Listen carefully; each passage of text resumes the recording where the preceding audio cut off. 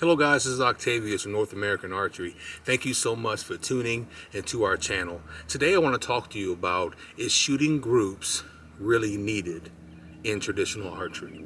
Well, it is, but it may not be for the reasons you might think. Now, this is my opinion and it's my channel, so I'm going to give you my honest thoughts about it, and I want you to put in the comments what you think shooting groups is good for in your archery practice in the course of your life as an archer. So my thing is, guys, is that sometimes we do the same thing over and over again and we expect a different result. Actually, in the dictionary, that is the definition of insanity. I'm sure you heard that before, right? So the thing is that just shooting groups in the backyard is not going to get it done in pressure situations. But shooting groups is essential for the archer, because you get practice that way and you're able to do a few things. And so I've broken this down between why to shoot groups, and also the second part of this video is going to be about why single arrow shooting may be the way for you to go. Now, without further ado, let me give you the reasons for shooting groups. Number one is for tuning your bow. Tuning your bow is essential, and a lot of guys don't do it, and sometimes I don't do it because I know that the arrows that I'm shooting out of a bow is going to actually work, so why spend the time, right? And so it depends on what I'm doing, but I do tune my arrows according to the bow that I'm shooting and what I'm using it for. Now the thing is that when you're tuning arrows, you're looking for consistency in those arrows. And so sometimes when I bare shaft tune, I'll shoot that over and over again at the same place. But then even after they're fletched, and I got a few arrows fletched, I might just take my bare shaft, put it in my quiver on my bow, and I might shoot that bare shaft along with my fletched arrows so that I can get consistent groups and make sure it's ready to go before I go out and hunt or before I go to a 3D tournament. So that is a reason why you want to do your grouping. Is one reason is for tuning your arrows. Number two, what I find is working through struggles. Sometimes shooting groups will help you go through your struggles a lot easier. One of those is target panic. A lot of guys, when they shoot videos, or I've shot with them over the years just in their backyard, they'll say, man, I shoot 2 arrows and it works great, and then I always get a flyer. Well, that flyer is a lot of times target panic, because you hit the 2 right in the bullseye at 20 yards and the other one flies to the left or the right. That means that at the last second you pulled the shot. You got a little nervous. So a lot of times shooting groups will help you get through that. And that's why shooting groups is essential for working through struggles like target panic, or if you're just in a shooting slump in general. Number 3 is practicing your archery form. I shoot groups a lot of the time just to practice my form. Sometimes they're tight, sometimes they're not. I'm not really focusing on that. I'm focusing on my archery form, making sure that I have the muscle memory necessary to just do it robotically under a pressure situation. And so I find that shooting groups is awesome for that, and I also recommend that as well. Then number 4 is learning how to shoot. When I first started shooting traditional archery, I had to get to a place where I felt comfortable with my equipment, I felt comfortable shooting a bow, and what really built my confidence was shooting in groups. And so if you're just starting shooting traditional archery or archery in general, you're going to shoot groups. But as you progress through your archery career, it becomes extremely easy to shoot groups, because the first arrow that you shoot gives you a frame of reference. Okay, so you've already judged the distance, you already know you're dialed in. All you got to do is hone in and focus on that arrow, and the other ones are going to go right next to it or right by it. And so for me, I typically don't shoot groups just to shoot, but when I was new to archery, I definitely did so that's another reason why. And then number 5 is just to have fun. Sometimes we just go out with our buddies or go out with our family and we just want to shoot at a target, Robin Hood it, and see who gets the closest and how many arrows actually goes into the center.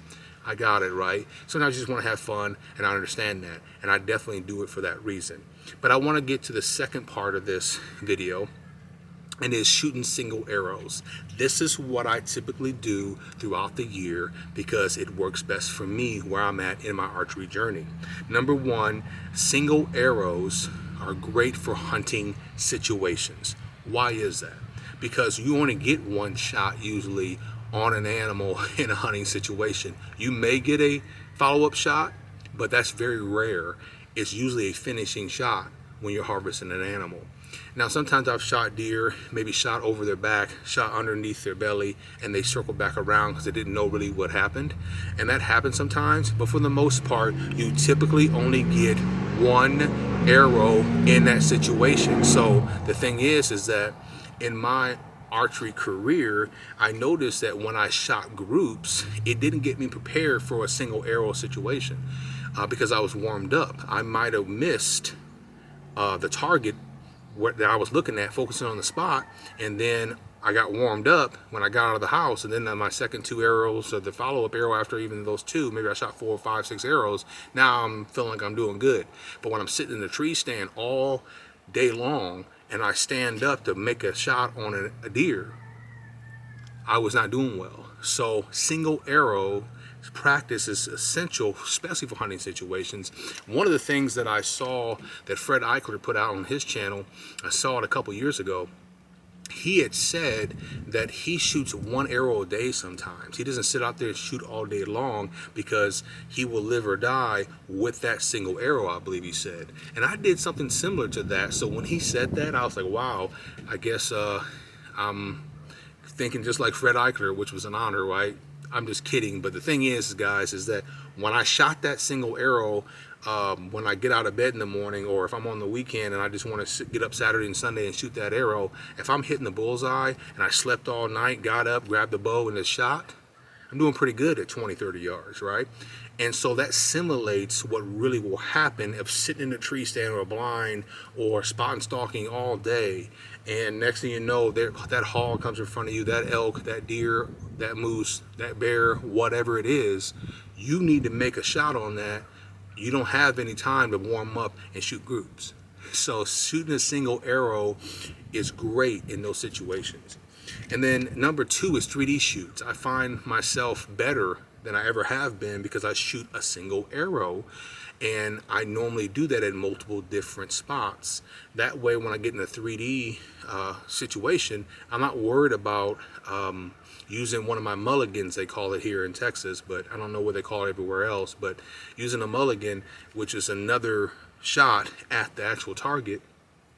And I'm like, okay, I don't have to do that as much because I'm at least hitting foam. I'm at least hitting the vitals because I'm so used to shooting at different places. I don't get warmed up. I shoot an arrow, go get it. I shoot an arrow, go get it. Or I'll throw something in the middle of the yard and shoot it, like a can or a bottle or whatever it is, a tennis ball, you know what I mean, at different distances. And I learn that way, right? And so I'm always constantly putting myself on my toes. That way when I get in a 3D situation, I'm used to shooting one single arrow and living with the results.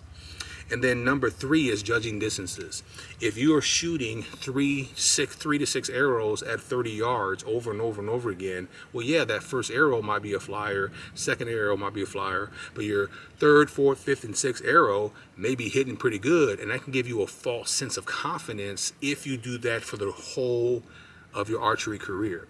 You can do that to get started. What you really want to do is do kind of what I'm doing. I would definitely recommend what I'm doing is I set up my targets 20, 30, 40, 50 yards, different distances. Then I walk out there and I shoot them, and it's a single arrow, and then I go grab the arrows. So it's very good for judging distance in a real situation, instead of just judging distance by, hey, I go out to the same hay bale, shoot it every single day, and I'm just good at knowing that's 20 yards. Well, that's not really helping you long term, in my opinion.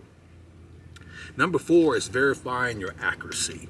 Verifying your accuracy is essential in traditional archery. It's going to build your confidence. It's going to get you to a place when you go out, you know that you're accurate at shooting a single arrow. you know that you can get it done and you're accurate about hitting that bullseye or hitting the vitals on that foam target. So when you get into the stand or in the blind or you're walking around in the woods, you know you're accurate with a bow in your hand at 25, 30 yards, 15 yards, 10 yards, 5. Because you shoot these single arrows. So you're verifying that you're accurate. You're not getting warmed up and then becoming accurate. And then number 5 is what I like to call heat checks. It gives you a heat check, meaning, like I said before, a cold shot. If I come out and I'm on fire after getting out of bed in the morning, or I'm on fire after working all day like I did today and coming home and shooting single arrows and I'm hitting all the different distances, that means I'm pretty hot no matter how much I shoot. And that gives me an opportunity to know that I'm just a really good shooter in that particular season. When I come home, on the other hand, and I'm missing the target altogether, or I'm hitting low or hitting high, hitting to the left, hitting to the right, and I'm like, wow, it takes me a while to get warmed up. I might be going through shooting struggles. And then that's when I'll say, you know what? I'm going through a struggle right now, post hunting season or whatever it might be. I need to shoot groups and really get these things tight and really work on my shooting struggles, whether it's target panic, whether it's not focusing on my spot, my bow arm's not being controlled, I'm not getting good back tension, I have a poor release or soft release. Whatever it might be, I can look at it on video, really see what my issues are, get everything back together, and then go back to single arrow shooting to get me prepared for the pressure situations. One thing about our channel, I always say you don't have to get ready when you stay ready. And the reason why that is because I believe a traditional archer should always be ready, and the way to get ready is to put yourself in a pressure situation at all times in your practice. That way when the pressure moment happens in the field when you're hunting or on a archery range or 3D range, you don't have to worry about rising to the occasion. I hope this helps you guys. Put in the comments what you think shooting groups is good for, and also how you shoot single arrows, and have you implemented that into your arsenal. I appreciate you guys. Thank you for your subscriptions. Thank you for your likes. And turn on your post notifications. And remember this, you don't have to get ready when you stay ready. All right, guys, we'll talk to you later.